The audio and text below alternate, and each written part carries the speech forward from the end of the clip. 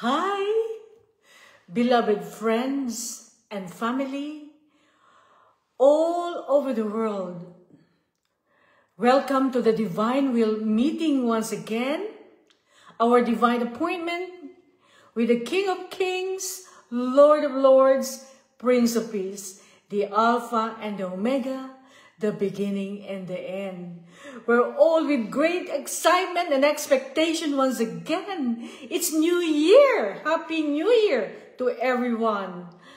And we are all very excited because we are looking forward for this every single blessings that the Lord can give us, because He's so provide for everything that we need in Christ Jesus. And He loves us. And even before the foundation of the world, He loves us so much.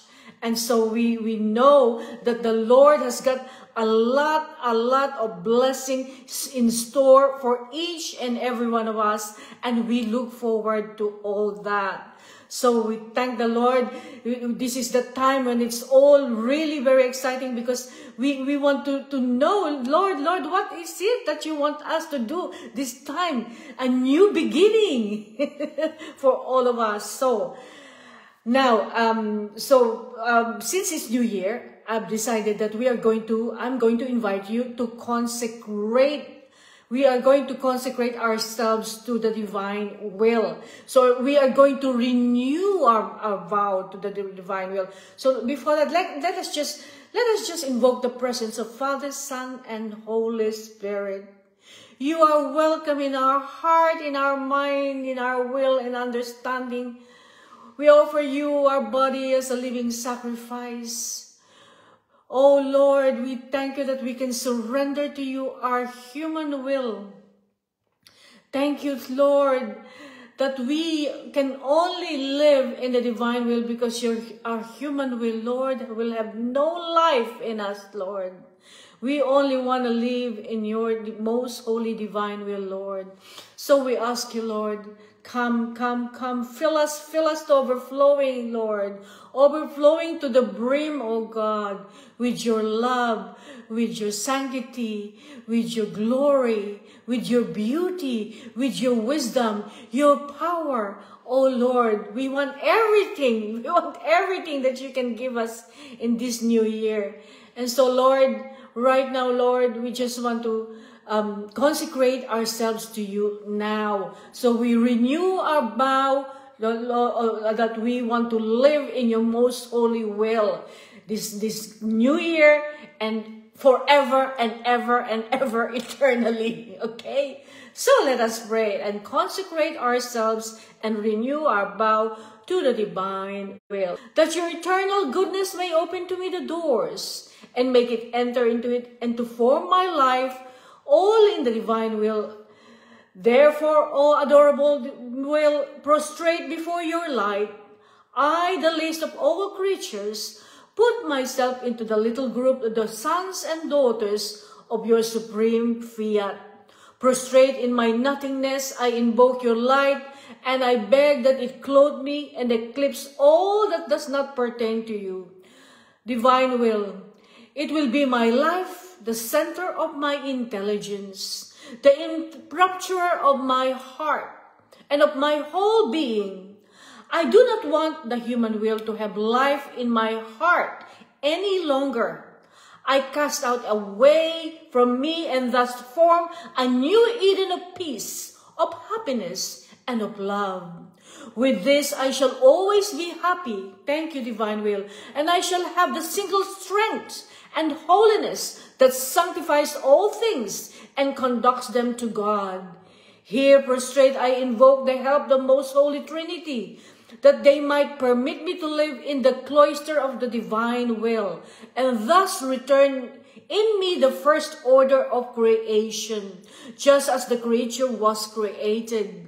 Heavenly Mother, Mary, Sovereign and Queen and Divine Fiat, take my hand and introduce me into the light of the divine will. You will be my guide, my dear mother, my most tender mother. You will teach me to live and to maintain myself in order and the bounds of the divine will. Heavenly Mother, I consecrate my whole being to your immaculate heart. You will teach me the doctrine of the divine will, Mama, and I will listen most attentively to your lessons. You will cover me with your mantle so that the infernal serpent dare not penetrate into this sacred Eden to entice me and to make me fall into the maze of the human will again. Heart of my greatest good Jesus, you will give me your love, that it may consume me and feed me to form in me the life of the divine will. Saint Joseph, you will be my protector and the guardian of my heart. You will keep the keys of my will in your hands, and you will keep my heart jealously and never give it to me again. And I may be sure of never leaving the will of God. Holy guardian angel, guard me, defend me, help me in everything, so that my Eden may flourish and be the instrument that draws others into the kingdom of the divine will. Fiat, Lord. So that is the consecration of ourselves to the divine will, and that is beautiful to be able to do that. In the start of the new year, we renew everything. We want to tell God that we only want to live in your holy will. We don't want our human will, and that is the most beautiful thing to do. And asking Mother Mary to keep guiding us, helping us, and protecting us, and assisting us, and teaching us how to live in the divine will. So this is just so beautiful. Thank you, Lord, for this prayer. So let us just also now pray before our study.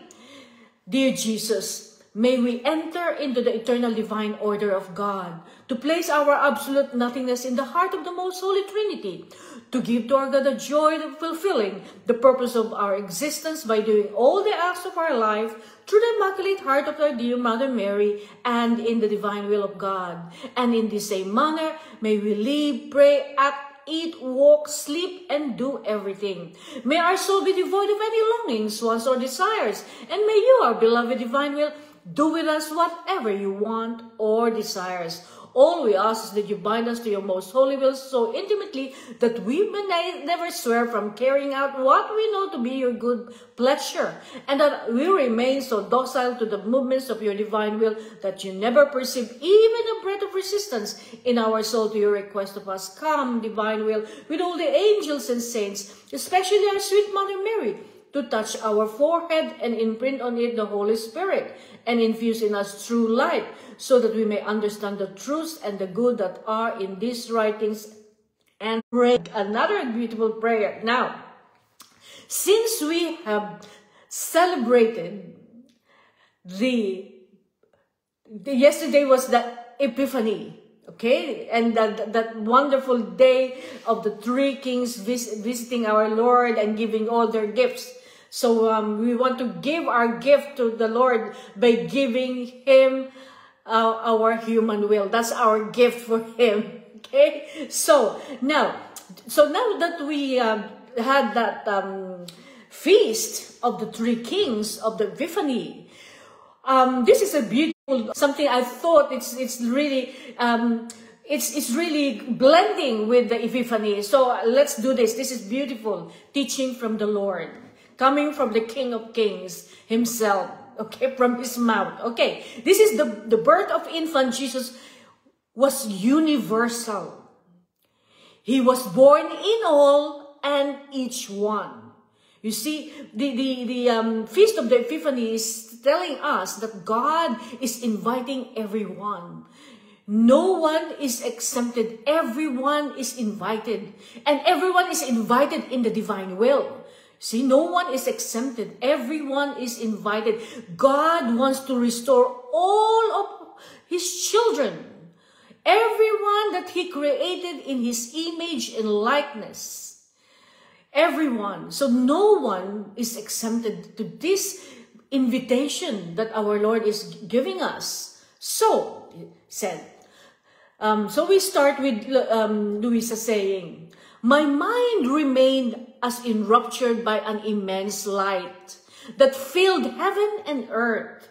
So she said her mind is really enraptured. This light of God. You know, we were studying about the light of God on volume 2, which we are going to do later on. This immense light of God, because God is light, as we have studied a few weeks ago. So this immense light she's being filled with this immense light that fills heaven and earth. Oh, what a wonder! I saw the little divine baby reborn in every created thing.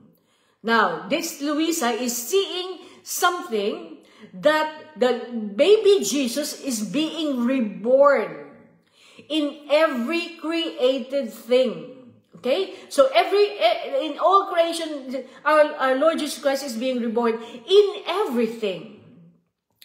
Little infant Jesus multiplied and bilocated. So he's multiplied. So there's lots of Jesuses. He's multiplying, lots of Jesuses. And he's bilocated and reborn in an infinite way. Bilocated meaning that he is in heaven, but he's on earth at the same time. He is in two places at the same time. Now, so he's reborn in an infinite way in all and in each one. See, I have to repeat, in all and in each one he is reborn.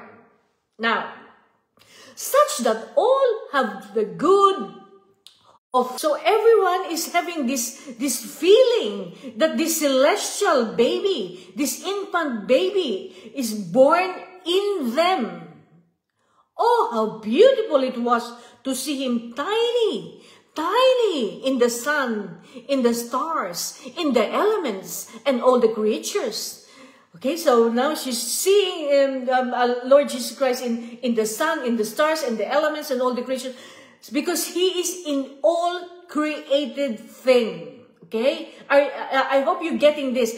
Luisa is seeing our Lord in all created things. He's being born in them. So he's born in all the humanity of human being, and he's born in the sun, in the stars, and all the elements, and in each and every one of us. So it's literally everything. Okay, that's what she's trying to tell us.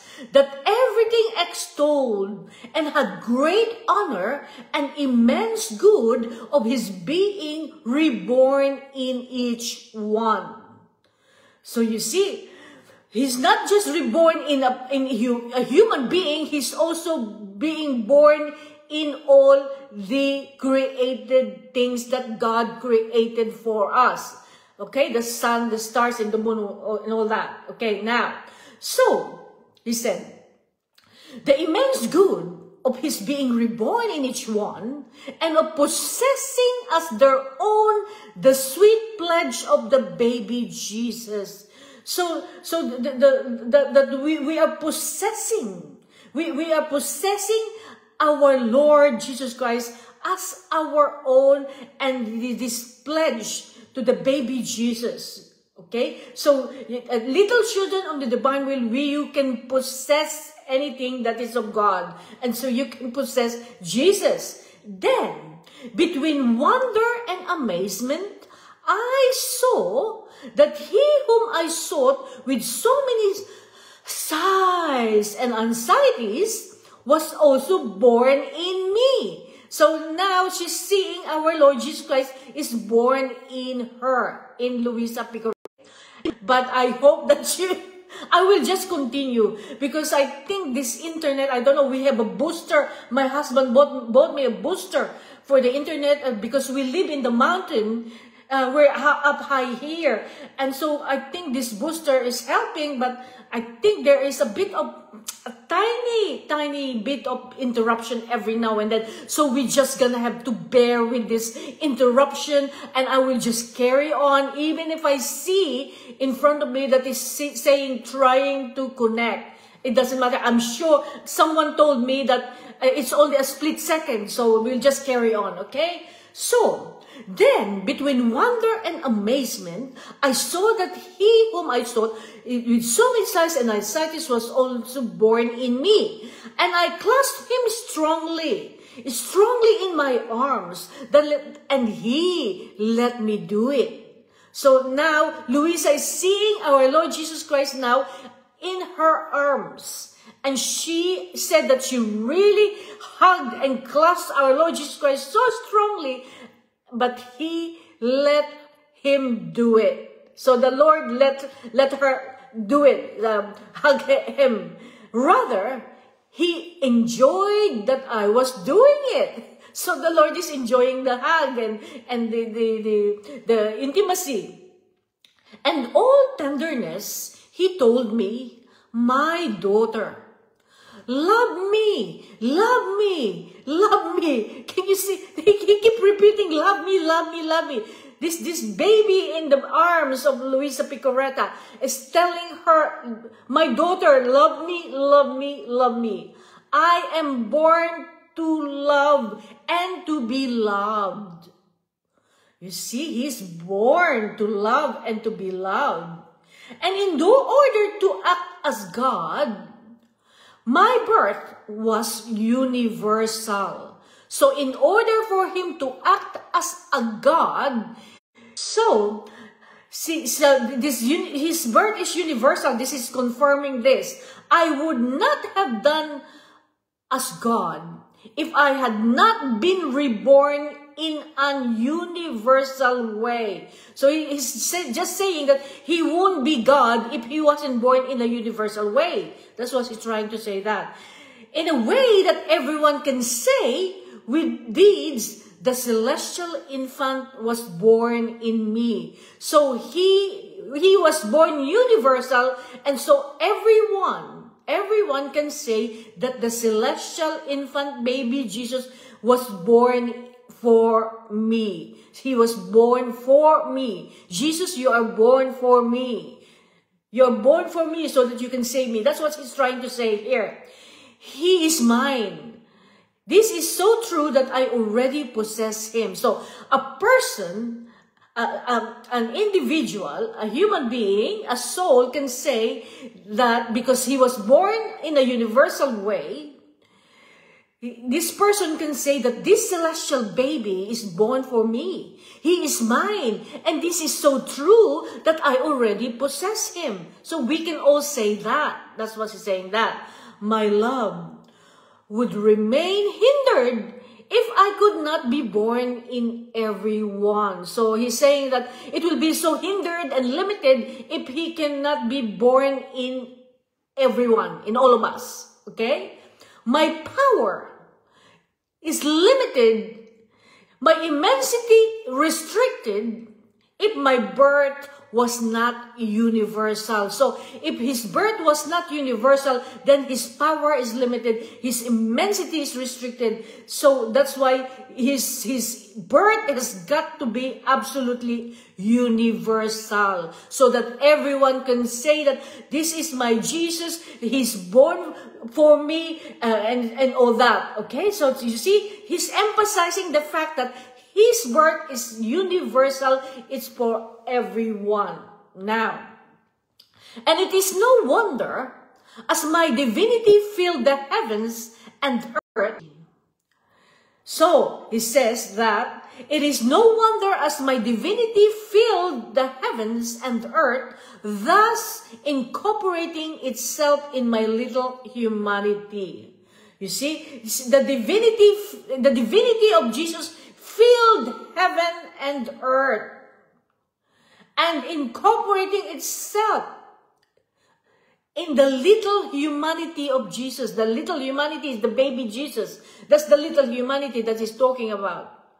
So his divinity, he fills heaven and earth. And as his divinity, this little humanity fills heaven and earth, it multiplies, and it bilocated in such a way as to make me born in all and each one. So our Lord Jesus Christ is saying here that as soon as he is born in a person, he is born in another person, he's born in you, and so he is multiplying. Jesus, there are a lot of Jesuses being multiplied, and he said that he is bilocated. He's not, because he's not just in heaven, he's on earth now, and he's going from one person to another. He's bilocated here on earth. Okay? So he is born in all the people and all the soul that he created in his image and likeness. Now, in each one, they are our divine and infinite ways that we have. So that is the divine and infinite ways that they do things, okay? That everything must take the good that we do. So, our Lord Jesus Christ is saying that all creation and all creatures, when I say creation, it means the sun, the moon, the stars, and the trees and all that. All creation and all creature, the Lord is saying, we must take the good that they do, okay? And we pregnant with our work. So we, when we, it means we, the Father, Son, and Holy Spirit, when it's capital W-E in the book, okay? So he said that the Holy Trinity is pregnant with their own works. Okay, so this is the language in heaven. Okay, so I hope that you will be familiar by now, as you've been listening to all these teachings. By now, you will be familiar when Jesus is talking about heavenly stuff. This is the way he speaks. Okay, so they are pregnant with their own works, the Father, Son, and Holy Spirit. And then we continue even more. So Lord says, he's continuing here, even more when I descended. So when he went down from heaven to earth, when he descended from heaven, coming down to earth, he's descending. Descending is going down. I wanted to take human flesh in order to completely glorify the celestial Father. So you see what he said there? What he said is, he is, so the Holy Trinity is pregnant with their works, okay? And he said that he descended, he came down from heaven to earth so that he can take a human flesh, so that he can become human flesh like us, okay? So he was incarnated in the womb of Mother Mary so that he can be born. He took human flesh. God took human flesh. And the reason is, that the reason why he took human flesh is because he would like to completely glorify the God the Father in doing so. So that was his main goal. In becoming man, he wants to completely glorify God the Father, the celestial Father, to supply for everything that man had not done. Now, that is a very important statement. You see, our Lord Jesus Christ said that he became flesh. He became to give glory to God by becoming a human being. And to supply, this is an important bit, for everything that man had not done. So, you see, this is important for us to understand that ever since Adam and Eve sinned against God through disobedience, everything that they used to do when they used to live in the divine will before the fall, because before the fall they live in the divine will, they were so intimate and inseparable with God. And so they gave God all the glory and honor and praise and adoration, together with all the created things, with all the animals and with all the plants and with all the sea, the wind. They all come, and Adam will say, come on, let's praise God the Father and give him all the honor and glory for having created us. You see, I'm saying this in my own words, but this is what I think they were doing. The Adam and Eve will be praising and worshiping. And this is what our Lord Jesus Christ told Mamina, that they did this. They worshiped, they adored, and glorified the Father together with all the animals and all the created things and the elements and all that. As soon as they sinned, everything stopped. And so after that disobedience, God the Father did not have any more glory from human being. Human being stopped to praise and worship and glorify God the Father. The praise and worship and glorification and thanksgiving that is worthy of the Father. You see, because Adam and Eve was living in the divine will, it was worthy. Everything that comes out in their thoughts, in their words, in their deeds, in their heartbeat, in their breathing, in their every steps and every movement, every gaze, everything that they do is all in sync with God because they were living in divine will. But all of that is stopped. So everything that they say and everything that they do in glorifying God, it is all worthy. Because they are living in the divine will. Whereas if we do this on our own, because we're not living in the divine will, it is good, but it is better if you're living in the divine will and you can give all the glory and honor that you deserve, because you're doing it like you are as if you were in the Garden of Eden and you are doing what Adam and Eve used to do. This is a very important point here that we need to understand, that our Lord Jesus Christ said that He became man and took flesh. He's God, His Spirit, but He took human flesh, okay? Because He doesn't matter, I don't care.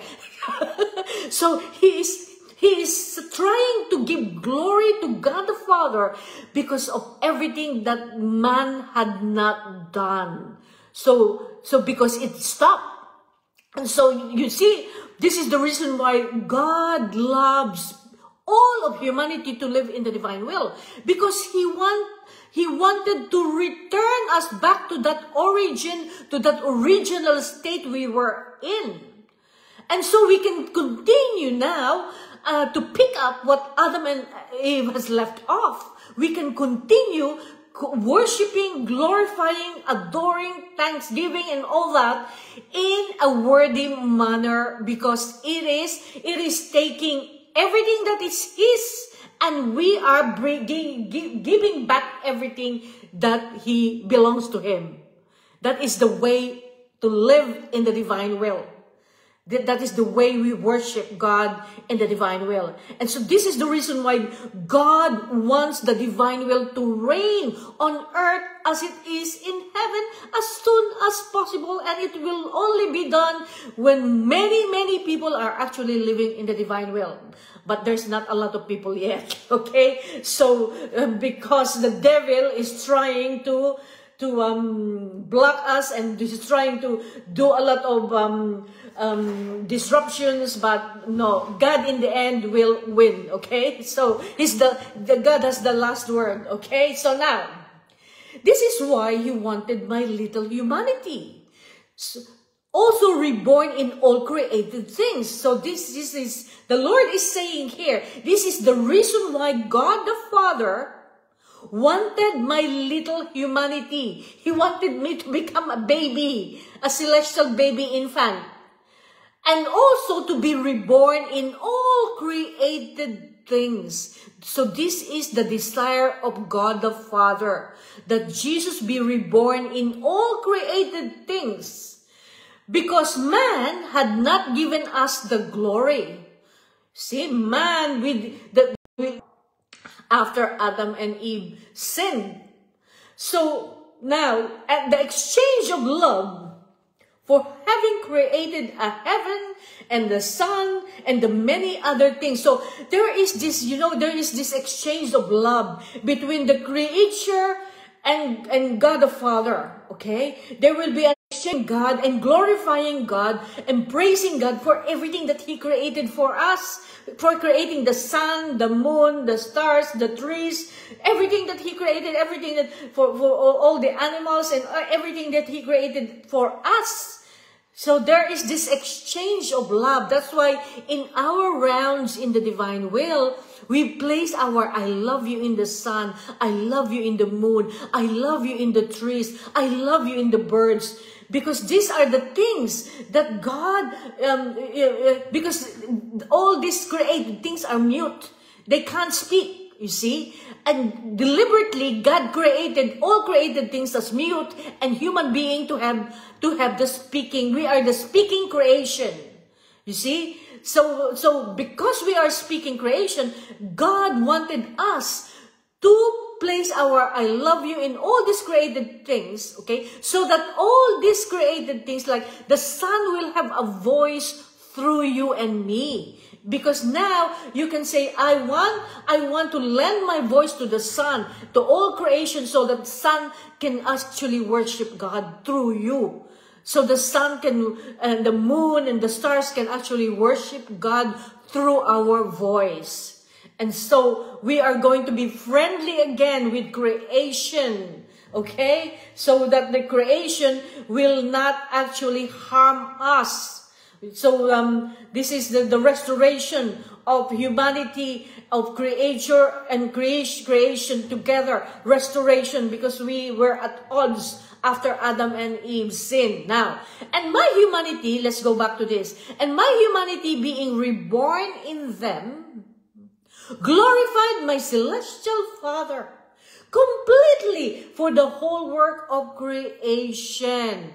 So the humanity of our Lord Jesus Christ, when He lived on earth for 33 years, He became a human being, being reborn in us, glorified God the Father completely for the whole work of creation. So we give glory to God completely for the whole work of creation. I love you in all creation. I love you in all created beings. We give glory to you, Papa God. Abba, Father, we love you. We love you. Love you with your will, with your all love, in the name of all. You see, this is a beautiful thing. This is the way we pray in the divine will. We love everything. Okay? Man, by rejecting my divine will, this is going to be a very interesting and important statement from the Lord. Let's listen to this. Man, by rejecting my divine will, was made powerless in everything. My, can you believe that? So we are powerless in everything, you see. Man, by rejecting my divine will, was made powerless in everything. And I came to be His Savior. So we became powerless. So the powerful one came to save us, Lord Jesus Christ. The repairer and the glorifier and the defender. And I covered Him within the garment of my humanity. I love that. I love that. Thank you, Lord, for that. You see, because we are powerless. Since we rejected, since Adam and Eve rejected the divine will by using their own human will, we are all inherited that.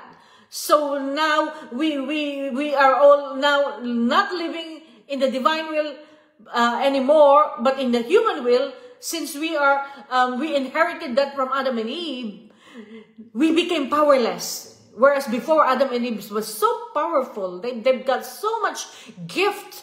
If you watch that video that I made of the ABC of the divine will, you will see how powerful Adam and Eve was before the fall. We have another video about that. So you see that the Lord is saying that He came to the powerless to save the powerless, to repair the powerless, to glorify the powerless, and to defend the powerless, that we the powerless.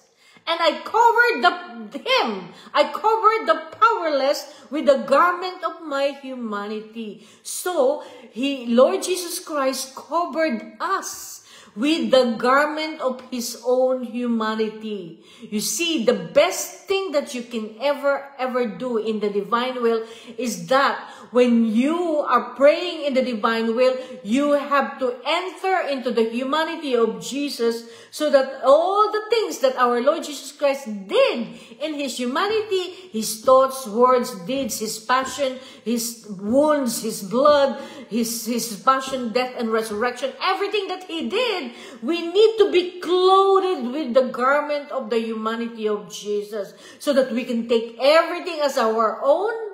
We can take everything. You see, Jesus said, take everything as your own. That's yours. I'm giving it to you. And you are giving it to others. Okay? That's what's happening there. You are giving it to others. You're taking everything that God wants to give you as your own. But you don't take it for yourself. You give it to others. Okay? Now, so we are covered and clothed with the garment of the humanity of Jesus in order to keep Him safe. So we are safe when we are covered by the garment of the humanity of Jesus. See, we are very safe. And I answer, Lord continues, and I answer to my celestial Father for Him in everything. So what our Lord Jesus Christ is saying is that He is responsible of us, because He's telling God the Father, don't worry, God the Father, I will make sure that all your children will be safe, and I'll cover them with my humanity, and I will be in charge. Don't worry about them. So that's what He's trying to say that there. I answer to my celestial Father for him, for her in everything. Okay, so he's telling God the Father, don't worry, I'll help them out. Okay, so much was my love that my divinity was able to give an outpouring of my love, that it brought me to being born in every heart and in all things. So what I'm saying is His love for us, His divinity was able to give. You see, our Lord Jesus Christ is not only human, but He is divine, okay? Divine and human. He is human and divine. And so His divinity, because the divinity is more powerful than His humanity, of course, because His humanity will have the weak side of human being, but His divinity is the powerful one. And so His divinity is being poured out, the outpouring of His love brought to Him, so that He will be born in every heart, so that He will be born in all things. So you see, our Lord Jesus Christ is stressing heart, and He is born in all things. So the Lord is born in each heart, and the Lord is born in all things. I'm repeating it because I saw trying to reconnect, okay? So this is true, that the first ones to recognize me and to extol me were all the created things, because feeling my birth in themselves, they exulted with joy and made peace for me. So you see, the Lord is confirming and saying that it is true that the very first one to recognize Him, the very first one to notice Him, and who gave Him, He extolled Him and were very happy and extolled Him and exalted Him, were created things. So the very first thing who recognized the Lord are the birds and the sun and the moon and the stars and the rock, all the created things. They were the first ones, okay? Because feeling my birth, feeling His birth in themselves, because He's born in them, they exulted with joy and made feast for me. Why is the Lord born in created things?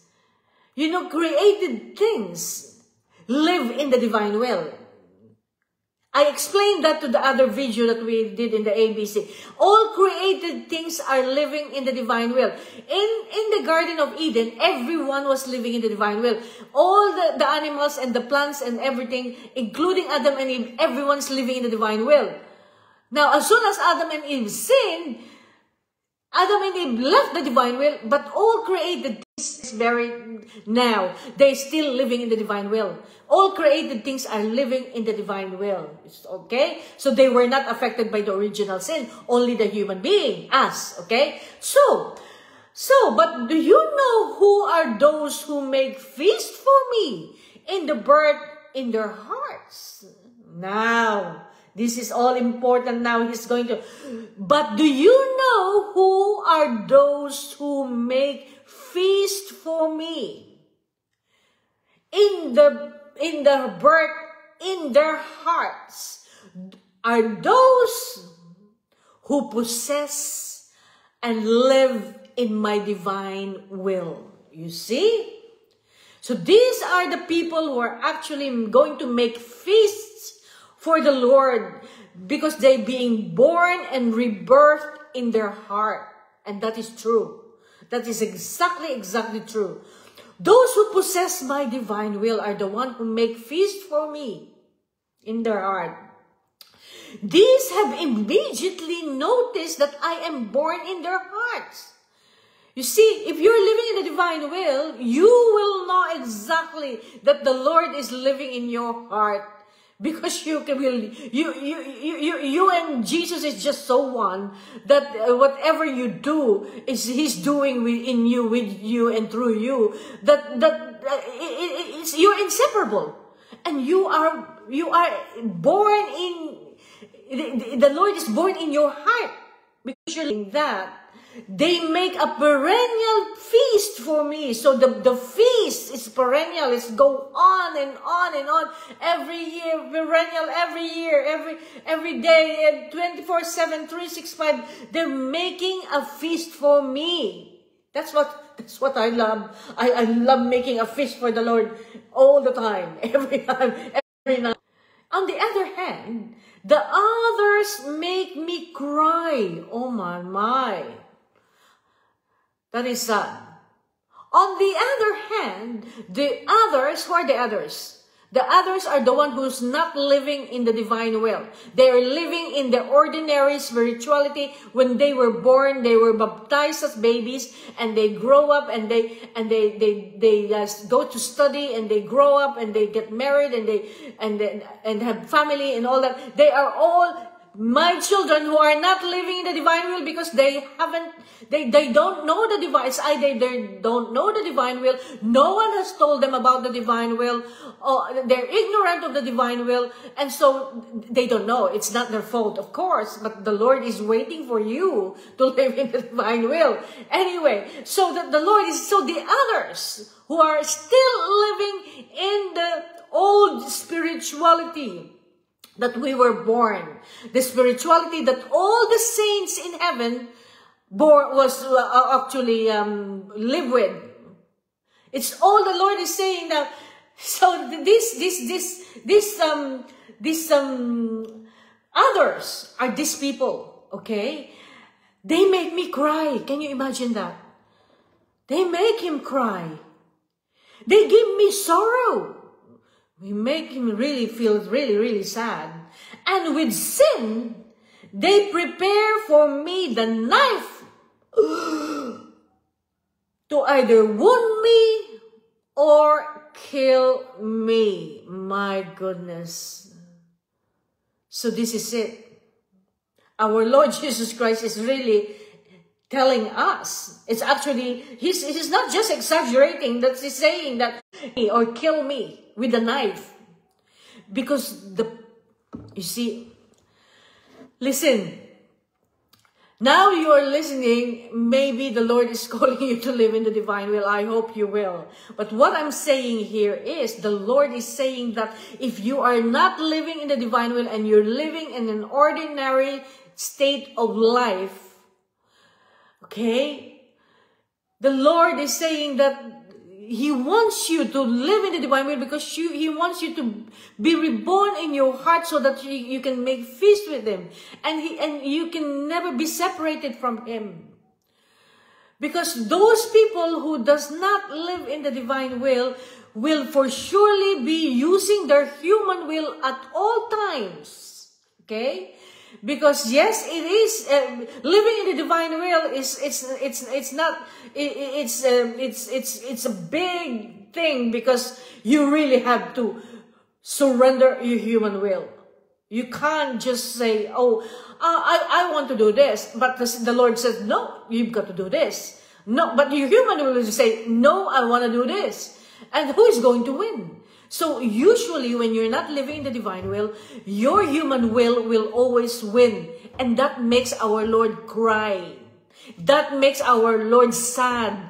That makes our Lord sorrowful. Okay? And as if the Lord will be exaggerating. They have a knife to wound me and to kill me. That's what He's trying to say.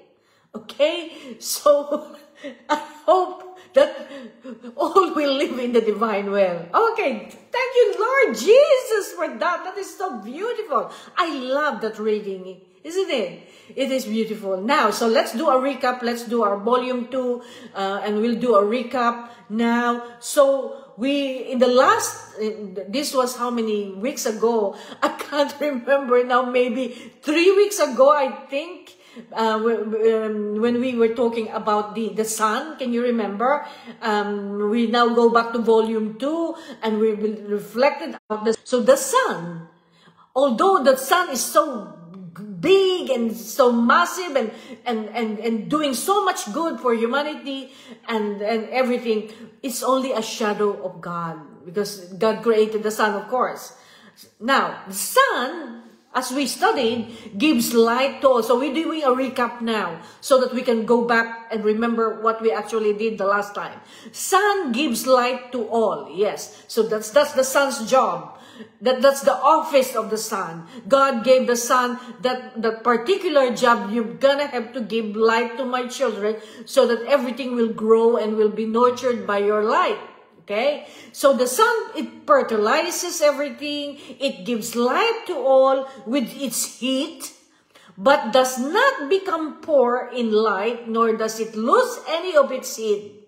So you see, the sun that is so big and is producing heat to make everything grows, although it's giving out so much of its heat to everyone, to make everything grow and beautifully, the flowers to grow beautifully, all the trees to have lots of fruits and all that. The light is given this light and heat. It's not losing anything, okay? It's even though it's giving out so much, it is always majestic, shining, and immutable, which means it's not changing. It's not changeable, okay? Immutable. So no matter how the sun gives so much light and heat to all of humanity, it's still the same. It's not losing anything out of itself. Are you with me? Are you getting it? Okay. So it's always majestic. It's always shining, and it's immutable. It never changes. So no matter how much heat and light the sun gives us, it never loses anything. It stays the same. That's what it is. Now, Louisa says, we see the divine qualities in the sun. So Louisa is saying that we are seeing the divine qualities in the sun. The sun has got qualities that it's like God. With the immensity, God is present in the fire. So with the immensity of God, God is present in the fire, but that God is never burned. God is present in the sea, but never drowned. And God gives to all, but does not become poor, and needs no one. He looks at everything. He's all eyes in everything, and there is nothing that He does not hear. He is always aware of each fiber of our hearts and its thoughts in our mind, and being the most pure spirit, He neither have ears or eyes, and no matter what happens, He never changes, just like the sun. You see? So the Son has got the divine qualities just like the God. So the God can see everything, he says. God looks at everything. He's all eyes in everything. So God sees everything. And there's nothing that can be hidden to him. And God hears everything. Although he can see everything, he doesn't have eyes. And he can hear everything. Although he can hear everything, he doesn't have ears, okay? Because his spirit, he's aware of everything in our heart, in our thought, in our mind. So he knows everything in us, inside out. But because he is a pure spirit, he has no ears, no eyes, and because he's spirit, but he never changes, just like the Son. That's an important statement, isn't it? Because we see now how the society today changed radically and de-Christianized. You see, now the society is so going away from God, and they de-Christianize. And so God's love is different. God's love is different. God's love and God's desire for all of us, for all of humanity, doesn't change. Our society is changing. People's minds are changing. But God, in his love and his desires for us, never change. Okay? So we have to pay attention to that. So the sun invests the world with its light, but it does not tire. The sun never gets tired by God. It's the same with God. God gives life to all and rules the world, but he never gets tired. God never gets tired of loving us and giving us what we need. God never gets tired. A man can hide so as not to enjoy the light of the sun and its beneficial effects, but he does nothing to the sun. The sun remains as it is, while all the evil will fall upon him.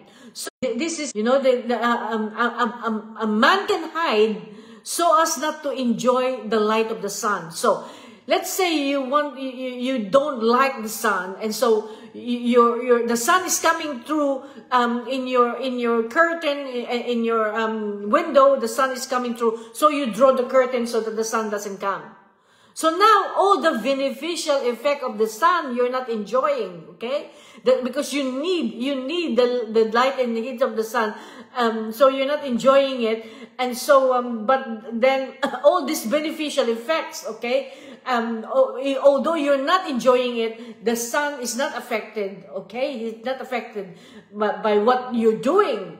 And you are the one losing because the sun is beneficial to you. In other words, okay, so if we don't want the sun to penetrate, and so we are harming ourselves because we need that beneficial effect of the sun.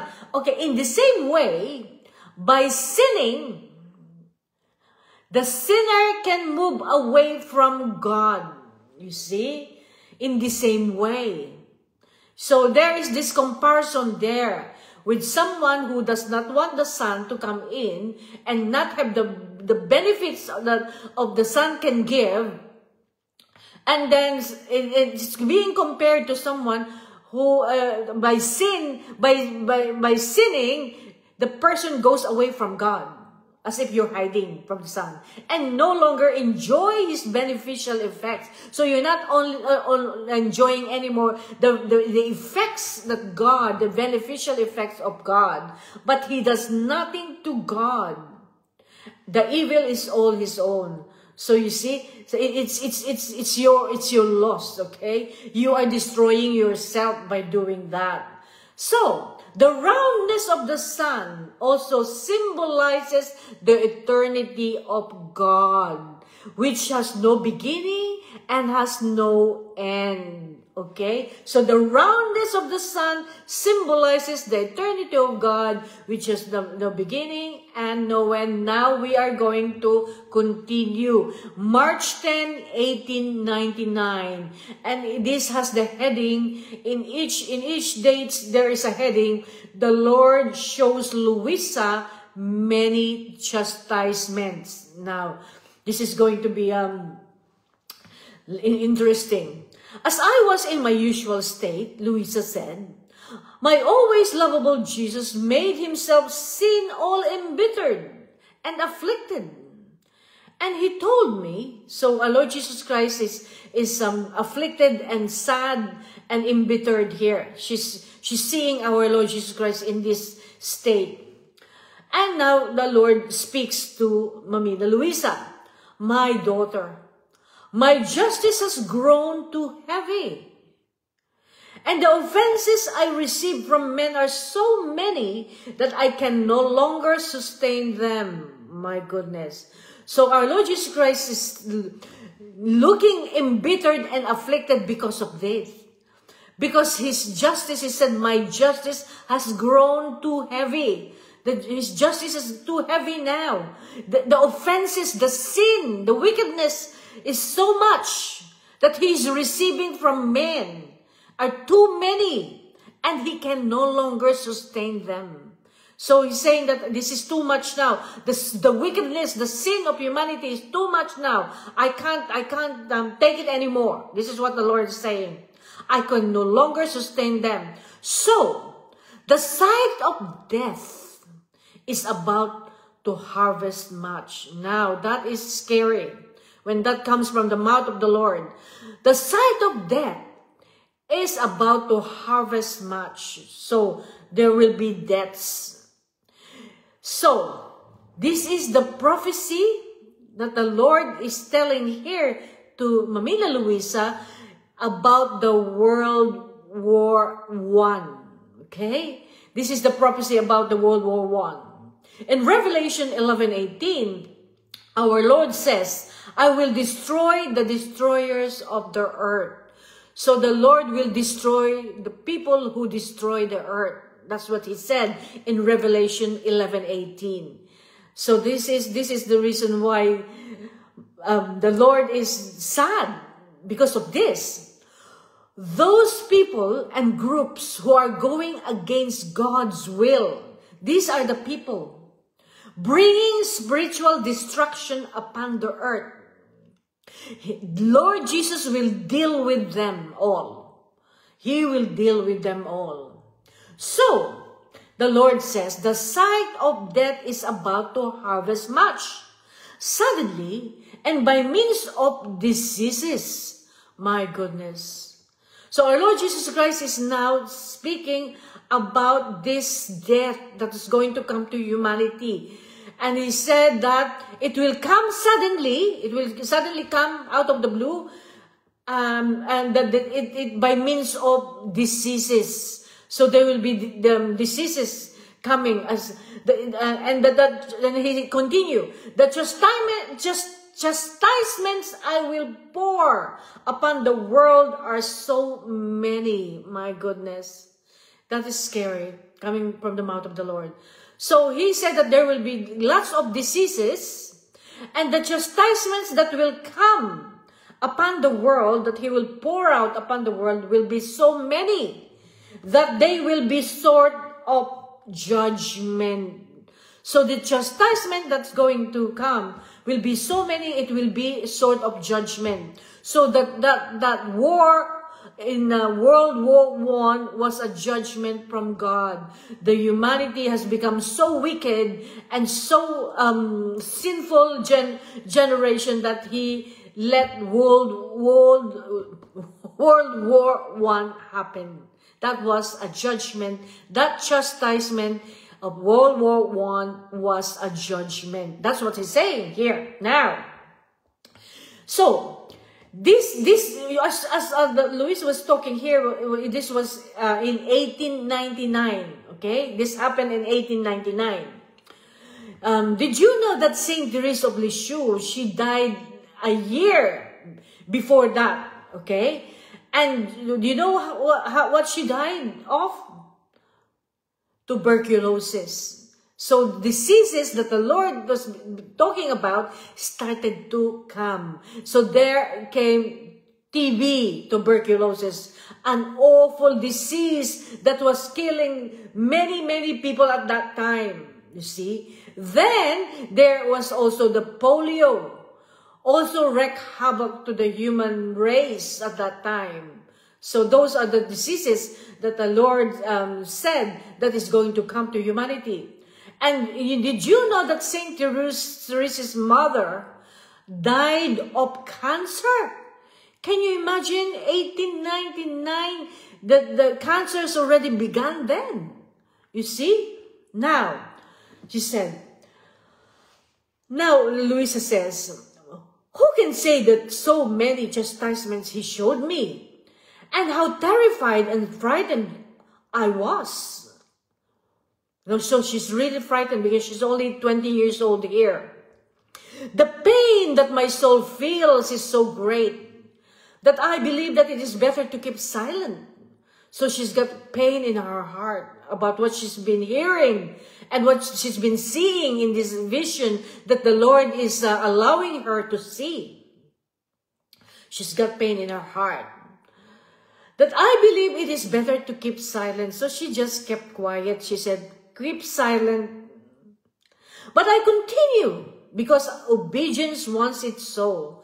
So obedience, it means that the priest, the church is giving her the obedience to continue listening to our Lord, even though she's frightened. I seem to see streets filled with human flesh. Now she's seeing a vision, okay? This is because she is a prophet. Luisa Picarreta is a prophet. So the Lord tells her everything that's going to happen in the future. So the Lord does not do anything. He always tells his prophet everything first. Before he does anything, he tells his prophet. And he is telling Luisa beforehand what's going to happen in the future. So she is very prophetic. So, I seem to see streets filled with human flesh and blood inundating the ground, and cities besieged by enemies who spared not even children. That happened in World War I. Okay, so she saw lots of human flesh. So there are dead bodies on the ground, and the blood is like gushing on the ground, and all the cities was now being taken over by the enemy. Okay, and spared not even children, not even children. You see, so that is scary. They seem to be like many furies come out of hell. They respected neither churches nor priests. The Lord seemed to send a chastisement from heaven, but if it is, I do not know, it seemed to me that ye victims of death and others recover. So what she's saying here is that she's saying that it looked like it's a fury coming from hell. That no one respected the church anymore or the priest, and so the Lord. So that's what she's saying. So she said that the Lord seemed to send chastisement from heaven. What is it? I don't know. It just seemed to me that we will all receive a mortal blow. So there will be a huge blow to humanity, and some will be victims of death, and others will recover. So some people will be victims and will die, and some people will recover. I also seem to see plants withered. So she's seeing all the plants are dying in this vision, and many other troubles which are to come over the harvest. So there will be a lot of troubles coming into the harvest. So it means that there will be you know, in the 20th century, we hear about famine in some places. It's because the Lord showed Luisa that plants will wither. It means that there will probably be no water, there will be drought, and so there won't be enough harvest. So there will be famine. People will be hungry. Oh God, what pain to see these things. This is Mamina Luisa talking. and to be forced to manifest them. So she's really feeling really bad seeing all this. Oh Lord, please placate yourself. So this is Mamina Luisa now telling, please calm down. Please calm down. Then she's trying to say, please. So I hope that your blood and your wounds will be our remedy. Or rather, pour the chastisement upon this poor sinner. So she is saying that she's hoping that the blood and the wound of Jesus will be the remedy for all this. You see, she's telling the Lord, this is her way of telling the Lord. It's like she's praying and hoping that the blood, or rather, pour the chastisements upon this sinner. So now, Mamina Luisa Picoreta is responding to her own call as a victim soul. She is telling our Lord that instead of chastising humanity, all this chastisement that's going to come to humanity, send it to me, give it to me, give it to me. That is Mamina Luisa telling the Lord. Chastisement, rather pour your chastisement upon this poor sinner, which is her. Okay? So this is her calling as a victim soul. Now, for I deserve them, she said. Can you imagine that? Such a holy woman, she said, I deserve them. Or otherwise, take me. And then you will be free to do whatever you want. But as long as I live, I will do everything I can to oppose it. Oh my God. So she is going. See what Mamina Luisa is saying there is that she deserved the chastisement myself. Pour it upon me. But we all know that she's a holy woman of God. But she's saying that no, I'm a sinner and I deserve to be deserve the chastisement. Or you can take me, and then you will be free to whatever you want.